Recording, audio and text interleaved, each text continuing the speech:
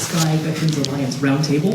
Before we get started, I want to make a couple quick introductions. I want to start by introducing the two advisors for the Sky Veterans Alliance. Myself, my name is Dr. John Thomerson. I'm an advisor in the CAP Center. I also teach some of the music classes as an adjunct.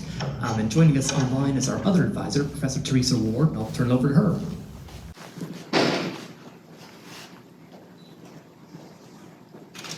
Good morning, can everyone hear me? I'm Teresa Ward, and I teach psychology here at Southcentral, and I'm primarily interested in SBA because I'm a veteran myself. I served in the United States Air Force. So that's just a quick introduction, and I'm glad to see, looks like a pretty good crowd there. Thank you. Thank you, Professor Ward. I also want to introduce a new face to our campus. This is Brett, and I'll let him finish his introduction. So as John said, my name is Brett. I'm the new academic advisor and SCO official here for the CAP Center. I'm new to Sky, so I'm looking forward to working with everybody. Thank you, Brett. So I'd also like to have our panelists introduce themselves. If it's okay, Charlie, I'll start with you. Just tell us, your name, your position here, your MOS, your years in service, that sort of thing. Well, good afternoon. I'm Charlie Cole. I'm one of the recruiters here, working in the admissions office. I'm also an adjunct instructor in the communications department. I was lucky enough to serve for 30 total years. I did 3 years in the Army, got out, tried to go to college, didn't work out, joined the Air Force, and did 27 years total in the Air Force. And loved every minute of it. Hit 30 years right at the peak of my life, and they kicked me out. I don't understand it. Hello, my name is Sean Stovall, and I'm currently the director of the Career and Academic Planning Center. I served 8 years in the United States Army, and a part of that was I was in artillery for a minute, then also I did tanks early on. If you want to use the mic right there.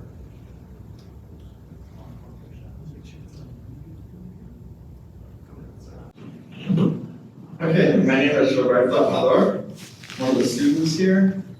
I served 24 years total service. I did just a little bit under 7 years with the Army and finished up with the Air Force. I also have 4 years as a Navy dependent as well under my belt. So just recently retired, and now I'm back at school. I teach developmental math here for the last 30 years, but I was in the United States Air Force, the Air Force, there's a lot of Air Force here. For 20 years, I served most of my time as overseas as a vacation.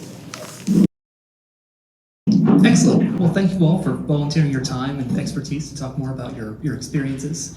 The focus of today's event is going to be on the transition from the military to the civilian worlds. So I'm going to just read a couple of questions. I'm going to be a minimal presence. And Sean, I'll start the first question with you, just so we all know where it's going, and after that, feel free to jump in. So less than 10% of the total US population serves in the armed forces. This means there's a significant knowledge gap between civilians and the men and women we ask to fight our wars, serve our fellow citizens during times of emergency, and protect our vital interests on land and sea, in the sky, and in cyberspace. I want to ask 2 questions designed to help close this knowledge gap. So Sean, we'll start with the first with you. What was the biggest difference you noticed between the military and civilian worlds, and what strategies helped you navigate that difference? Well, thank you for the question. It's a great question. One of the biggest I think gaps that we have is a structural gap. One thing about the military, it requires a lot of structure. There's a lot of structure in place, and one of the hardest things I had in transition to the civilian sector was the lack of structure in some places. Not all, but some places. The lack of structure and having routine, a standard operating procedure, and how you go about doing tasks in the workplace. And I felt like that was a major stumbling block, not only for me, for many veterans who had transitioned from the military. And also, I'd like to say something else, a sense of family and belonging, because the military, everyone was a part of the same community, and everyone understood each other. And when in the civilian sector, it's kind of hard to explain that and for people to understand. So I gave up explaining it, and I stopped explaining it and just live with it. And that's one of the pieces. But I think a strategy to really assist in that, for me, was connecting with other military folks who had gotten out of the military to really help me navigate the civilian sector and really come up with some different strategies for me to be successful in the civilian sector. Same question? No, that's fine. So a couple of things to elaborate on what Sean said. You know, in the military, you're part of something bigger than yourself. So you're used to having that sense of community, as he said.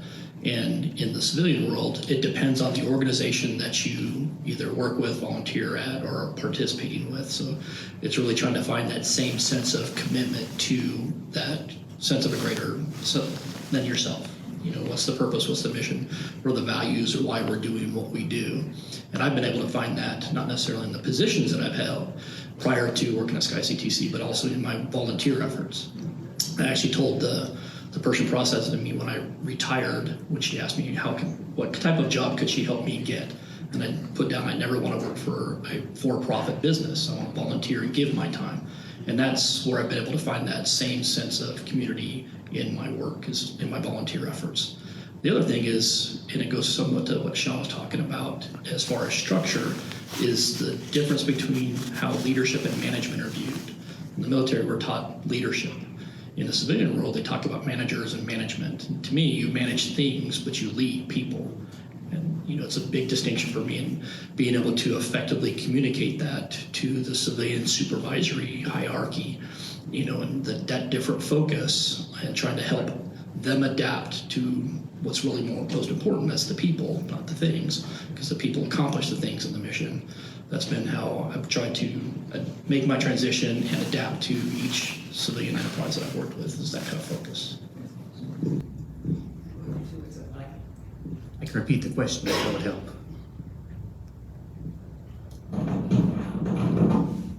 Good catch. Maybe if we just leave it there. Is that okay if I just leave it right there? Sounds good. For myself, especially just even within the first year, I'm still within that first year of counting itself and coming out. The structure part of it and knowing individuals, I think that's a big one, you know, because in the military, you know, it like it was explained, you know what you're doing, you know that structure, you know who's above you, who's below you. But when you come into society for the ward itself, you are in the civilian community, it's more of like, okay, who's this person, and can I relate with that person? Where in the military, you relate with everybody instantaneously. You work together right away. So where your bonds are already, I would say in a sense, already clicked together. So where in the civilian community, it's a little bit harder to do that because of those relations and similar ideas. I think it's one of those harder aspects to kind of grab for myself. There's a couple other things I just don't remember off the top of my head what it was, but per se that was the biggest one. And if they come back to you later, feel free to jump in. Professor Ellis. One of the things that I just recently, the last 3 or 4 years, I was kind of like the tumbleweed in the military because we would rotate every 2 years or 3 years. I had a lot of different things. And the military moved us. We would do little packing. We had household goods and whole baggage and all that other stuff. And we moved from Tennessee up to Portland, Tennessee, up to Bowling Green, off Briggs Hill. And that was the first time that I actually had to move. And I had to look up and ask some of my coworkers, Tina was one of them, like, okay, do you have a Dave that does moving? Because all of her days, she had a Dave that mowed and Dave that did shipping and whatever. It's like, okay, what day do you have and how do I do it? And I didn't even think about the process of moving. You watch the little listed or lot of them listed. And wonder why people would not put their house up for sale, is because it's a big job moving, especially if you've been there. I didn't realize how long we've been there. We've been there for 20 years. So it was a disaster. I got to the point where after 3 days, I had a great big bin out there, and I'm like, okay, I can't finish it. So if there's anything that you want, keep it. Otherwise, just put the bin when that gets full. Let me know, and I'll send it. It's just my daughter and I. We go humble, but a lot of that is because we have basically our service was our dad and mom, and they took care of us. They helped us move. They helped us do whatever. When we got to a new base, we got training on the local community and all the different things, and you don't get that. And when you're coming out, they try to do the transition to get you ready for what kind of job you want or whatever. But you don't really get that impact until it's too late and you're separate. And I know I was very fortunate because I was never in combat, but our soldiers, our military is in a total different part, and they have PTSD. I mean, it's just sad the things that they've had to gone through. And you can't unsee something. And they don't even want to admit that they have some of the problems that they have. And it's just, I know it's a lot. And I think that's one of the ways that especially the civilians are getting more common with some of the issues that military, affiliated folks and veterans can struggle with sometimes. But we also get some of the good things you all talked about, like a sense of belonging, a sense of purpose, a sense of community, and your struggles to kind of find that or adjust to that different sense in the civilian world, which leads us to our next question. And Professor Ellis, I'll start off with you as a heads up. So I wanted to ask, what do you think civilians need to know about making this transition, the transition that individuals make when they're moving to the military to civilian sectors? If you could tell an audience of civilians, what would you want them to know? It's that training that you have, that you offered for the difference between the military and the civilian. And so some of the stuff I didn't know, even though I was in the military for 20 years, I was never in combat or exposed to that. So there's a lot of those parts. And thank you for your service. I mean,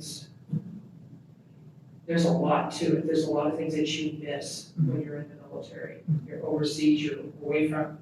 My daughter didn't see any of her relatives until she was 3. So I did little brag books and did pictures and sent them all copies and video them once a month. They have a new video of them, just so they would have that connection. She doesn't have a strong connection to her family because she wasn't around them. But,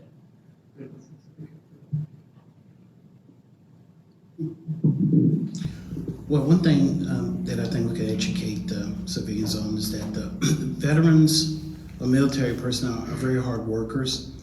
They're disciplined. They understand the commitment to getting the job done, and they're not people to be scared of. Many people. I remember when I first got out.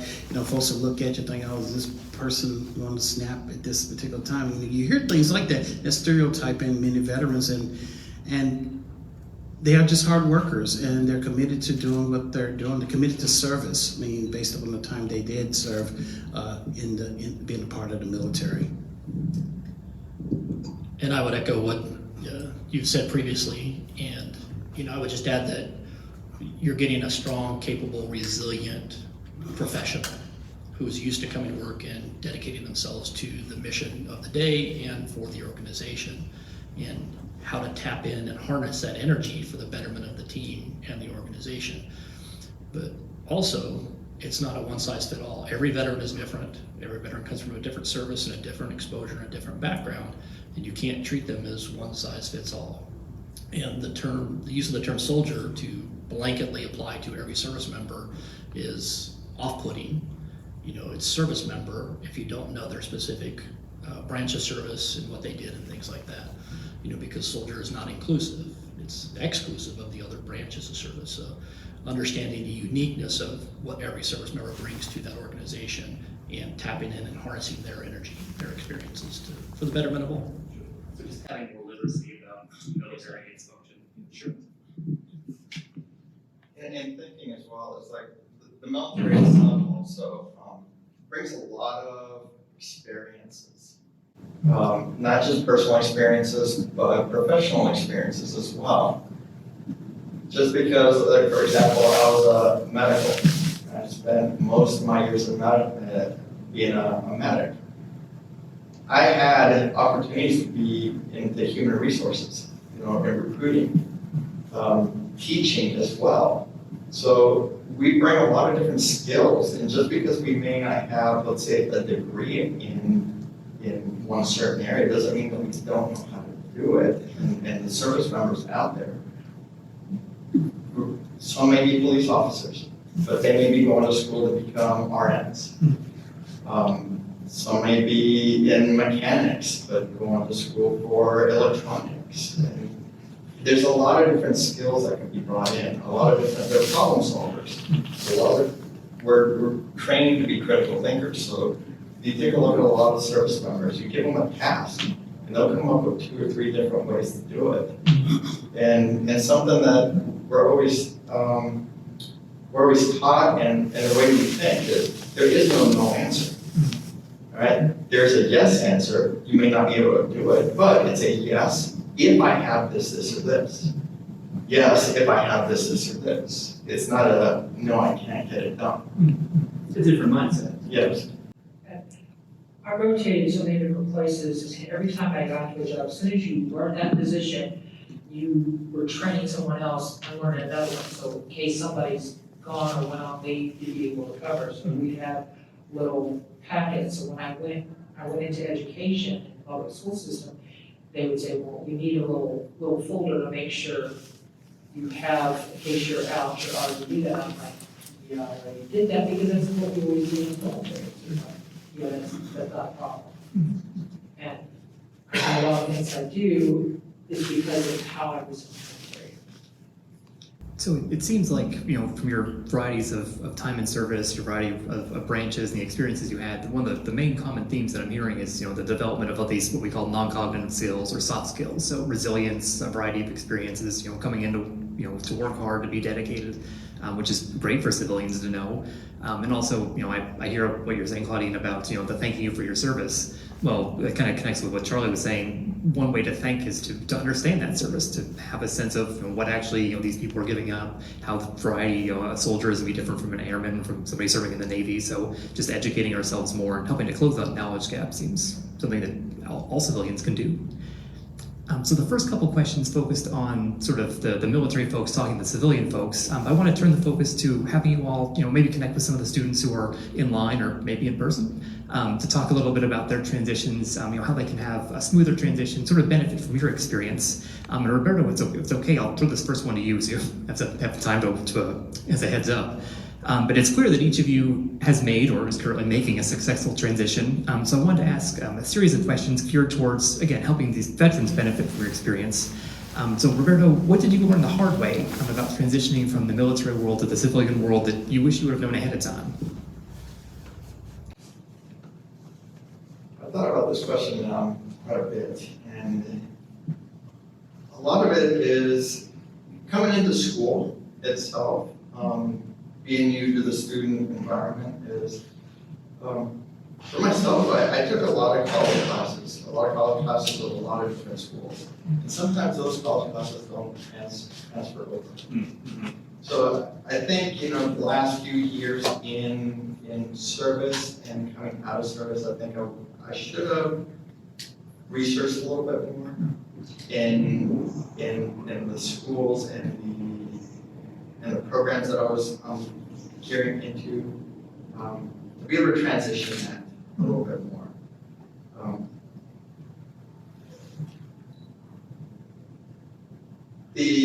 Also it's the mindset, is trying to get my mindset into being a student instead of being a worker. One of the hard things, and even my wife, she thinks I'm crazy. But there was a slogan back in the late 80s, early 90s. We do more before 8 than the civilians. And that's what it was. I mean, we get up at 5 in the morning and we're go. Okay. We were less. Do more with less, you know, and now it's one of those, I wake up, I'm like, well, I got till 8 o'clock. Well, I have to be in the first class. So I think that was a really hard transition for me, and learning how to slow down and reappropriate my time management. It's like, okay, what can I do prior to this? What can I do after this? Trying to slow down a little bit. Sure. I think that's one of the things that I need to learn. I need to learn how to slow down.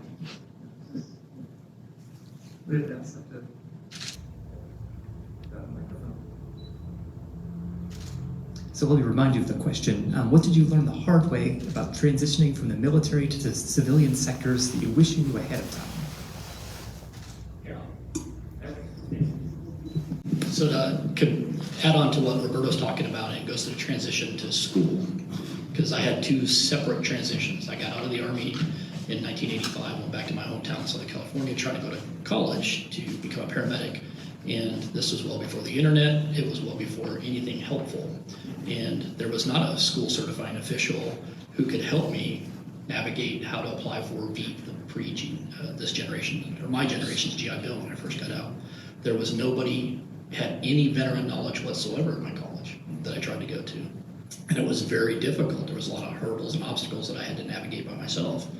And now, when I retired in 2012 and seen here, having been to Western and working here as well, there's a wealth of services and personnel available to help you make that transition as successful as possible. So like Roberto's talking about, do that research ahead of time as far as where you want to go to school, and then also looking towards what's your end state that you're working towards. And just as a personal example, I got a master's in strategic leadership, and my wife PCS'd us to Davis-Monthan Air Force Base in Tucson, Arizona, so I applied to the local community college there to teach. And they said, man, your resume is fantastic. You have all this great experience, all this wealth of leadership experience. However, your master's degree is from a nationally accredited college instead of a regionally accredited college, so we can't hire you. And I'm like, what is the difference? So they explained that to me, that only in academia does anybody care about that. And I couldn't get a job, so I had to go back and get another master's degree that's regionally accredited in order to be able to teach, which is what I ultimately wanted to do. So arming yourself with all the information about things you may not even know exist prior to, so that you can reach that goal that you're striving for. And that's something I've seen some research about, is that there's a number of schools, especially some online, some of the for-profit schools, which can have a great amount of flexibility in terms of online programs, but they might run into some of the pitfalls the two of you were describing in terms of maybe applicability, maybe not being eligible for financial aid, or maybe it's to take a larger piece of your financial aid, that sort of thing. Professor Ellis? Anybody that's dealing with a military and GI benefits, it's crazy, because it's according to how old you are. I had the old GI bill, and when mine finished, my husband is disabled. I actually, after that was finished, I could have gotten, but I didn't know it. I could have also gotten benefits, educational benefits from him, because he was disabled. I knew Stacy, my daughter, could, but I didn't know, because we were both active duty. He had surgery on his back and messed it up, but I did not know that, and I didn't have any resources for that. The only thing that I knew about the GI Bill, I didn't know that I was actually able to get the other until I found out about it a couple months before. It's something you have to do it within 20 years from the time that he got out, and I found out about it a couple of months after, and I was like, oh wow, I could have used that, but there's a lot of things. The benefits are so strange and so varied, because you've got the VEEP, you've got the old GI Bill, the new GI Bill. I mean, there's just so many different ones. Mm-hmm. I can't even imagine all the different. It's complicated. It is, and I want to make sure that any veterans who are in the audience or are watching at home, make sure that we know that Brett and Sean have experience, working with folks, making sure they help get their benefits. So take advantage of that. Take advantage of some of the resources in the community. I know that Western has some folks who help with that. So again, there's lots of places that can help, and we have folks on campus, students, faculty, staff. So don't be bashful about reaching out. I also want to ask, because I know you all talked about the hard work, the dedication, the resilience, the soft skills, the non-cognitive skills you developed in the military. But I also want to talk more broadly about what advantages your service experience gave you when you were transitioning between the civilian and the military and civilian worlds. Unlike some of the members here, when I transitioned out, I went right into the workforce and became a manager in manufacturing. And I think one of the things that I used to say is that the leadership experience that I had in the military really equipped me to lead in the manufacturing industry at that particular time. So I thought that was an essential skill that I had. And I go back to what Charlie said, about managers manage things, leaders lead people, and that is so true. And that's something I'm glad I had the experience in doing that in the military, and then better prepared me when I went into the private sector and worked in manufacturing. So I think that skill alone, it really propelled me into the private sector and doing the work that I was able to do.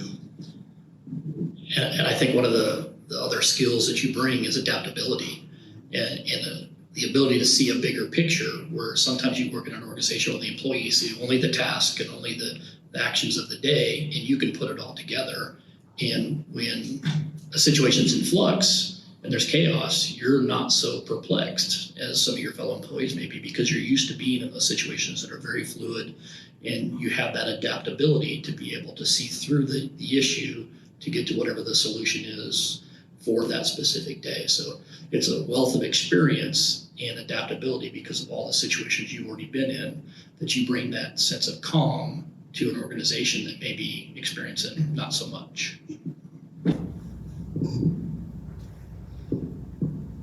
Would either of you like to chime in? I think echo both of those, and on top, stuff like being able to manage stress. Mm-hmm. Stress management is a really big one, because we do tend to have 5-6 different tasks going on at the exact same time with different deadlines. So you have to be able to slow down in a sense and look at those big items and say what needs to go first, what needs to go second, what needs to go third, knowing that they all can be done. But if you allow stress to get overwhelm you start clouding everything up. Everything. So I think that's one of the big ones, being able to step back and see it, taking a look at what the second and third order effects of whatever decision that you're going to make are. Versus it's like, okay, I have a question or a task in front of me. Do I make this decision the best decision for this, or am I thinking, if I make this decision, how's that going to impact 2 or 3 steps later down the road? So having a longer sense of perspective. I was fortunate enough to be able to take, because my last assignment was in Panama, I was away from my family, and thank goodness for the National Guard. I was able to open flash and talk to my daughter every day and watch Cena on TV for an hour a day while I was on remote. But I was able to just step back and go to the learning center and work where she had been there for about a year. And the only reason why I really pushed to get a different job and get a little job was I needed to redo my kitchen. I wanted a job being paid a little bit more than not even minimum wage. And to decide, to give a chance of deciding what I wanted to do, and then I decided to be a teacher.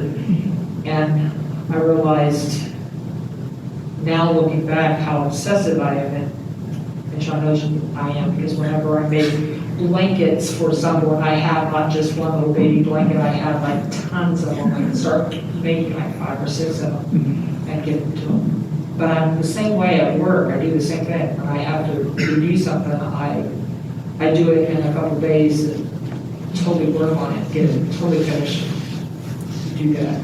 But you need to take a time after you get to the military to decide what is your dream job, what do you want to do, instead of rushing in.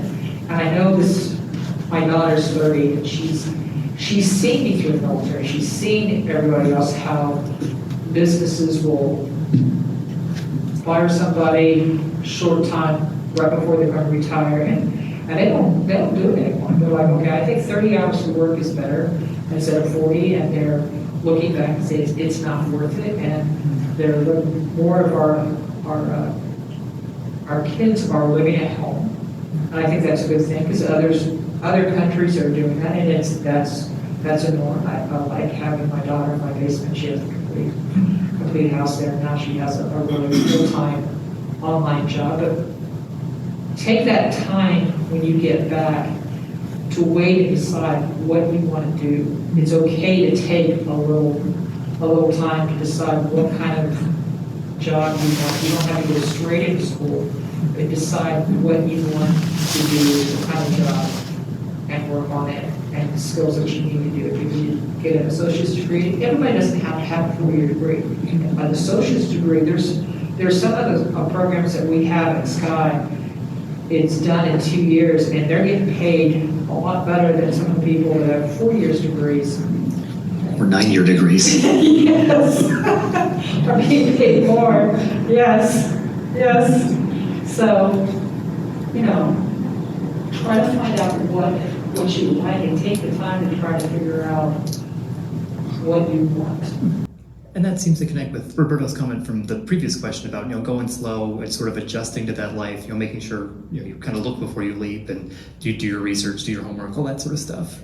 And to extend a lot of the comments from this question, it also seems, especially for the veterans in the audience, take advantage of how the experiences you've had, working for the military, all the skills you've been developing, translating those to a civilian resume, making sure you can communicate to potential employers or the school you're applying for that you can bring those skills and enrich their organization. So last but not least in this line of questioning, we've touched on this some, but I was wondering if there was any explicit advice you would want to give to other veterans as they begin to enter their transition. Or continue, sure. So as they begin to, I'm working with a young gentleman who's retiring in a year out of Fort Campbell, and just a happenstance meeting at a recreational event, and we start talking. We have a shared background, and I said, well, I can certainly help you with your transition as you think about what it is that you want to do. And we're conversing on LinkedIn, and I'm connecting him to my network in LinkedIn, where I may only have 167 friends on Facebook. I have 1,500 connections on LinkedIn, and use the connections that you can find who can help you achieve what it is that you're trying to work towards, and start early and be persistent, because it may take many conversations, many connections to find out what's the right opportunity for you.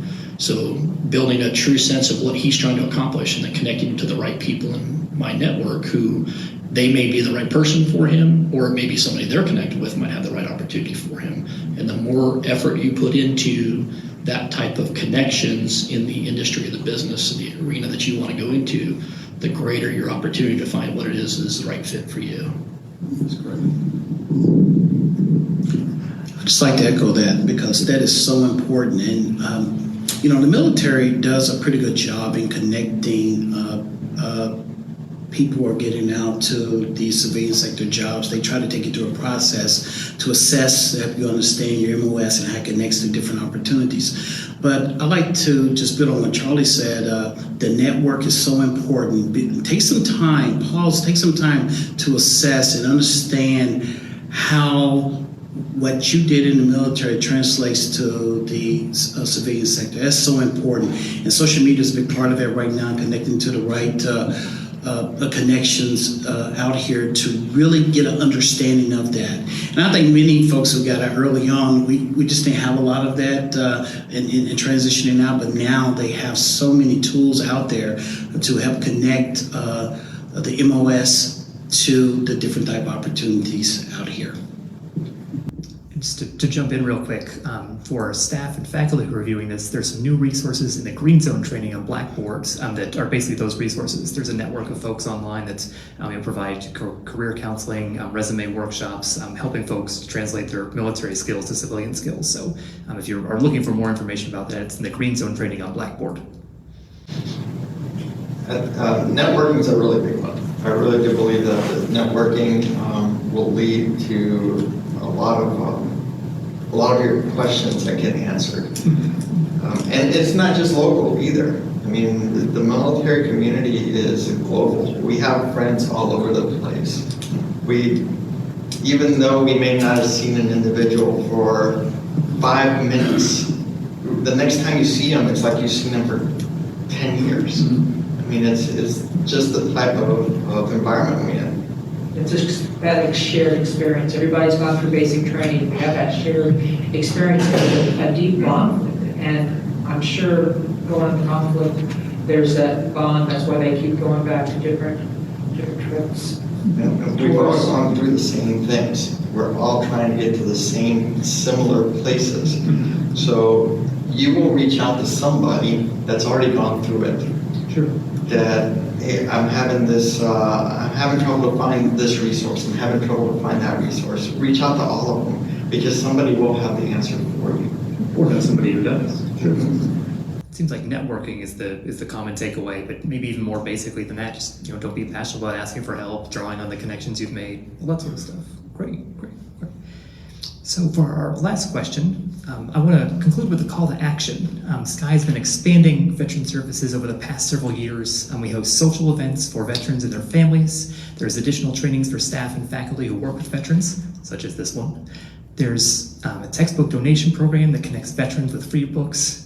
Most significantly, thanks to Heather Rogers and the Foundation Office and the work of others, including our former SEO, Julie Katz, Sky CTC has received multiple $100,000 scholarships that are expressly for military students and veterans for their scholarships. The college is also doing some projects that are upcoming, including a work group tasked with improving veteran services and helping the school earn the military-friendly designation. So we've done good work recently, but despite all this, there's still more work that remains to be done.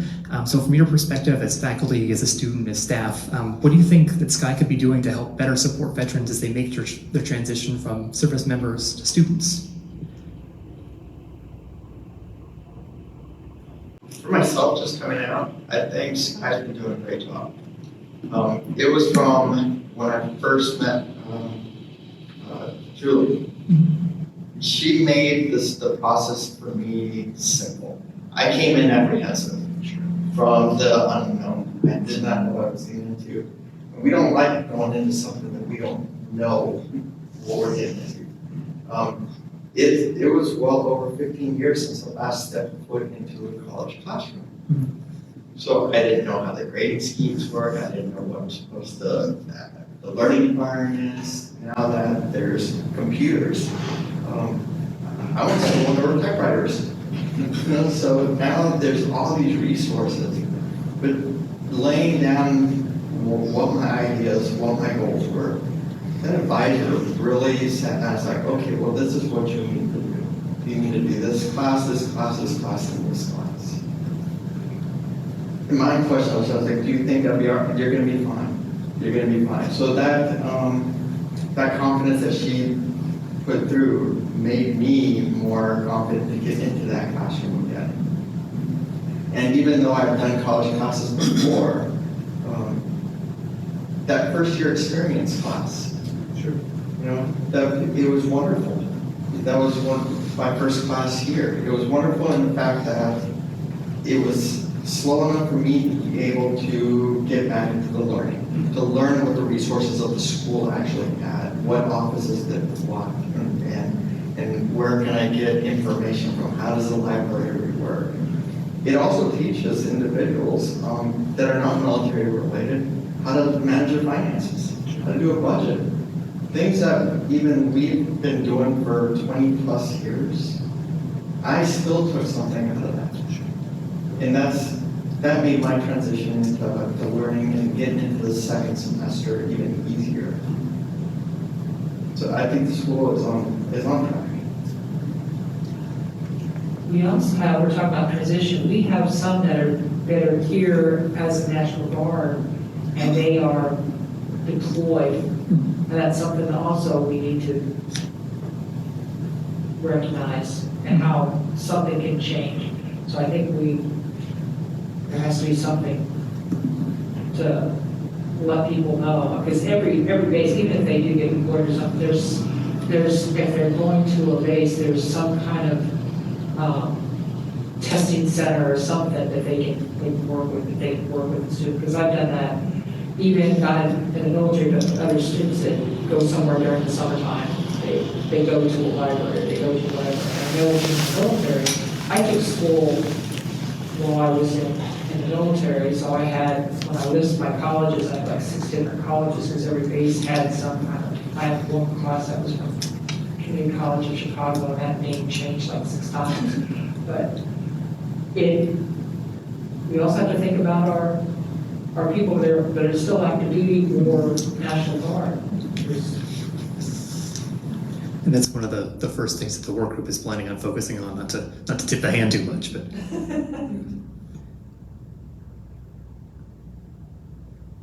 Would either of you like to share?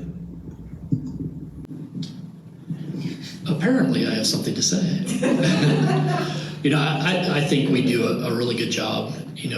Potentially the thing that we may need to do is continue to listen to our veterans. What is it that they need? Not what do we think we need to provide for them or work with them on, because it shouldn't be provide. It should be to partner with, to work together on. But hear their voice and what's our platform or venue for them to provide their voice and what it is that may be missing in our approach. I'd just like to say that the Sky has done an excellent job with, like Dr. Thomas alluded to, and with the programming that we have in place right now. And to continue to build upon it, I think that is something that we can continue to do. And I like what you said about soliciting the feedback, like this forum right here. SVA put this on, and to continue to have conversations like this to help other veterans out and help Sky be better for veterans, and some of the initiatives that Dr. Thomas is leading right now, working towards the military-friendly designation and other designations out there to really help our school to be better for veterans. Well, excellent. Well, I want to thank you all very much for sharing your time and experience. I very much appreciate it.